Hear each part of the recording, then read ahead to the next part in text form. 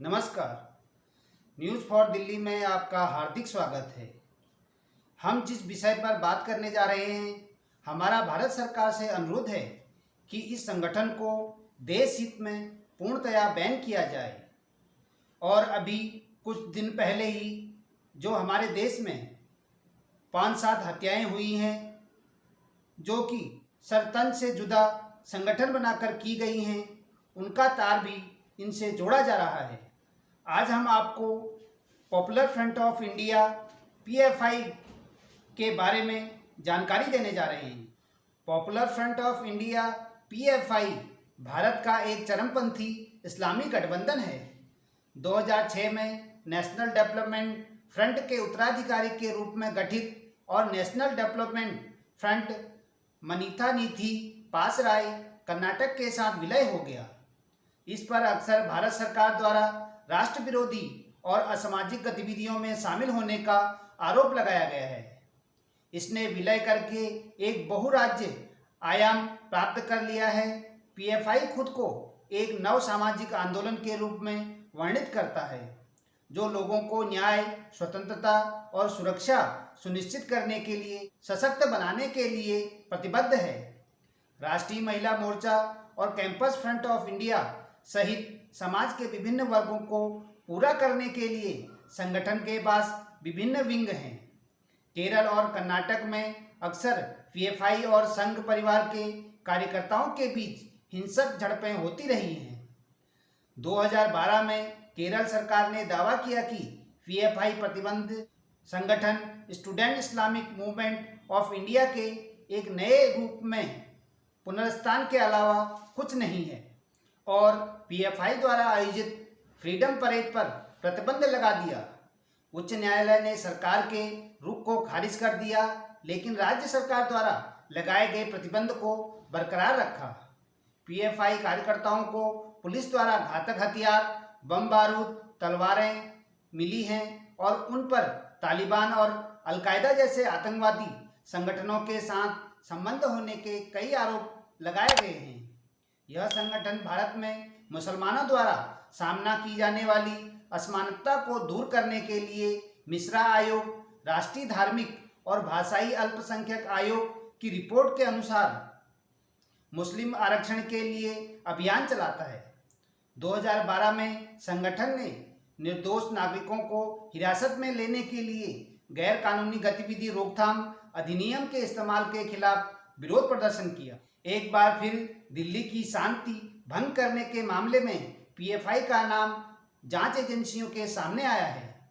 ऐसा शायद ही कोई मौका हो जब देश में माहौल खराब करने के मामले में इस संस्था का कहीं न कहीं से कनेक्शन ना निकला हो। चाहे बाबरी मस्जिद गिराए जाने के समय की बात हो या सीएए और एनआरसी को लेकर माहौल खराब करने का मामला हो या फिर दिल्ली के मुस्लिम बहुल इलाके में दंगा कराने की साजिश, पीएफआई ही इन सभी के लिए जिम्मेदार ठहराई जाती रही है। जहांगीरपुरी में हुई हिंसा से पहले यूपी के हाथरस कांड में भी इसी का नाम सामने आया था।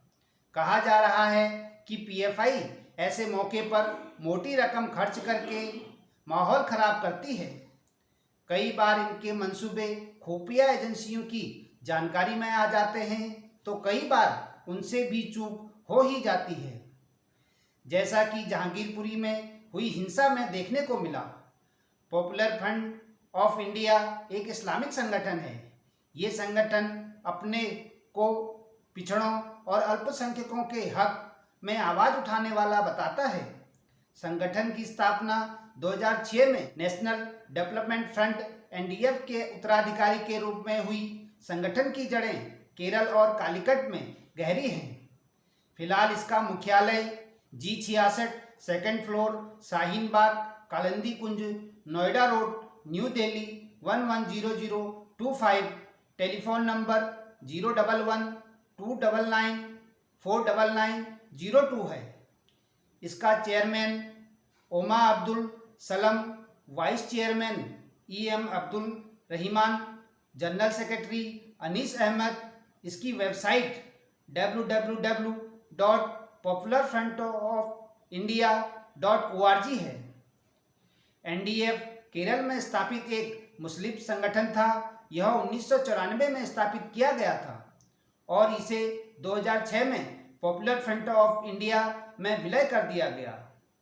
इसका उद्देश्य एक इस्लामिक नव सामाजिक आंदोलन के रूप में वर्णित करता है, जो केवल मुस्लिमों को न्याय, स्वतंत्रता और सुरक्षा सुनिश्चित करने के लिए अराजक सांप्रदायिक बनाने के लिए केरल में केरल के मुसलमानों पर ध्यान केंद्रित करते हुए अल्पसंख्यकों को सामाजिक आर्थिक मुद्दों पर भड़काना था। एनडीएफ ने अन्य समुदायों के बीच इस्लाम का प्रचार करने की योजना की घोषणा की। एनडीएफ की सर्वोच्च परिषद के सदस्य पी कोया ने संगठन की पत्रिका तेजस में एक लेख लिखा कि कई मुस्लिम संगठनों का मानना है कि शिक्षा कार्य मुसलमानों के लिए मौलिक है, लेकिन वही संगठन इन कामों पर बहुत कम ध्यान देते हैं। एनडीएफ का नारा जिहाद गजवाए हिंद है। 1992 के बाद देश भर में अखिल इस्लामी हिंसक प्रतिक्रियावादी आंदोलनों से प्रेरित होकर एनडीएफ ने इस्लामिक सेवक संघ संगठन के प्रतिबंध के बाद मालाबार क्षेत्र में एक मजबूत पैर जमा लिया। केरल पुलिस ने जांच में पाया कि एनडीएफ आईएसएस का एक और अवतार है। एनडीएफ ने मुस्लिमों का विश्वास जीतने के लिए मुस्लिमों के अधिकारों का प्रतिनिधित्व करने का दावा सक्रिय रूप से प्रचारित किया। राष्ट्रीय विकास मोर्चा में 19 सर्वोच्च परिषद सदस्य हैं। उनमें से प्रोफेसर पी कोया भी हैं, जो student Islamic movement of India Simmi के संस्थापक सदस्यों में से एक थे। 1997 में एनडीएफ ने कोझिकोड में तथाकथित राष्ट्रीय मानवाधिकार सम्मेलन का आयोजन किया। विचार विमर्श और समझ के आधार पर एक नए संगठन का गठन किया गया, जिसे मानवाधिकार संगठन परिसंघ को कहा जाता है।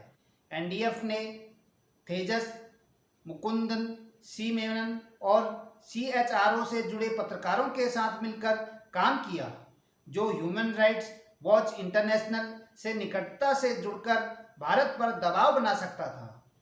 एनडीएफ ने 2004, 2005 और 2006 में केरल के प्रमुख शहरों में इस्लाम के प्रहरी बने के नारे के साथ परेड आयोजित की। परेड भारतीय स्वतंत्रता दिवस पर नियमित गतिविधियों में से एक बन गई। NDF popular front of India के साथ गठबंधन में है और फरवरी 2007 में बेंगलोर में आयोजित एम्पावर इंडियन सम्मेलन में सहयोग किया। 2012 में एनडीएफ ने पुलिस की बर्बरता और सरकारी दुर्व्यवहार के नाम पर विरोध में विभिन्न सांप्रदायिक आंदोलनों, हिंसक प्रदर्शनों, दंगे, रैलियों व अन्य अलोकतांत्रिक हड़तालों का आयोजन किया। सरकारी रोजगार में अधिक काम करने के अधिकारों के नाम पर दावा किया। मुस्लिमों के लिए आरक्षण और भत्ते को लागू किया। उन्हें मुख्यधारा के समाज के स्तर से तोड़ने के लिए और सरकार और उसकी एजेंसियों को भारतीय समाज में केवल मुस्लिमों की मदद करने के लिए मजबूर करना। 2021 में एनडीएफ केरल और तमिलनाडु के हिजाब विवाद को भड़काने में की मदद और सांप्रदायिक हिंसा भड़काने वालों को आश्रय प्रदान करके और भारत विरोधी गतिविधियों में भोजन और पेय उपलब्ध कराने में भी शामिल था। एनडीएफ ने मराड़ नरसंहार में शामिल होने से इनकार किया। इसने आरोप लगाया कि इस घटना के लिए सारा आरोप राष्ट्रीय स्वयंसेवक संघ और अन्य समाज सेवी हिंदुओं का है। उन्होंने परोक्ष रूप से धमकी दी थी कि अगर किसी भी मुस्लिम को पुलिस द्वारा पकड़ा गया तो परेशानी होगी। उन्होंने घोषणा की थी कि उन्होंने मराठ दंगों में सीबीआई जांच का स्वागत किया। एनडीएफ ने उग्रवादी संगठन का समर्थन न करने और भाजपा को बुरी तरह से चित्रित करने के लिए मीडिया और अधिकारियों पर भी आलोचनात्मक दबाव बनाया। शाहीन बाग वो इलाका है जहां सीएए और एनआरसी के विरोध में पूरे देश में 100 दिन तक सबसे लंबा आंदोलन चला था। एक मुस्लिम संगठन होने के कारण इस संगठन की ज़्यादातर गतिविधियां मुस्लिमों के इर्द गिर्द ही घूमती है। कई ऐसे मौके ऐसे भी आए जब संगठन से जुड़े लोग मुस्लिम आरक्षण के लिए सड़कों पर आए हैं। संगठन 2006 में उस समय सुर्खियों में आया था जब दिल्ली के रामलीला मैदान में इनकी तरफ से नेशनल पॉलिटिकल कॉन्फ्रेंस का आयोजन किया गया था। तब लोगों की एक बड़ी संख्या ने इस कॉन्फ्रेंस में अपनी उपस्थिति दर्ज कराई थी। फिलहाल कहा जा रहा है कि इस संगठन की जड़ें देश के 24 राज्यों में फैली हुई हैं। कहीं पर इसके सदस्य अधिक हैं और तो कहीं पर कम, मगर मुस्लिम बहुल इलाकों में इनकी जड़ें काफ़ी गहरी हैं। इससे इनकार नहीं किया जा रहा है। संगठन खुद को न्याय, स्वतंत्रता और सुरक्षा का पैरोकार बताता है और मुस्लिमों के अलावा देश भर के दलितों, आदिवासियों पर होने वाले अत्याचार के लिए समय समय पर मोर्चा खोलता है। एनडीएफ के अलावा Karnataka forum for dignity, Tamil Nadu के मनीथा नीति पासराय, गोवा के सिटीजन्स फोरम, राजस्थान के community social and educational society, Andhra Pradesh के एसोसिएशन ऑफ सोशल जस्टिस समेत अन्य संगठनों के साथ मिलकर पीएफआई ने कई राज्यों में अपनी पैंठ बना ली है। इस संगठन की कई शाखाएं भी हैं, जिसमें महिलाओं के लिए नेशनल वुमेन्स फ्रंट और विद्यार्थियों के लिए कैंपस फ्रंट ऑफ इंडिया गठन के बाद से ही इस संगठन पर कई समाज विरोधी व देश विरोधी गतिविधियों के आरोप लगते रहे। पीएफआई को student Islamic movement of India यानी सिमी की बी विंग कहा जाता है।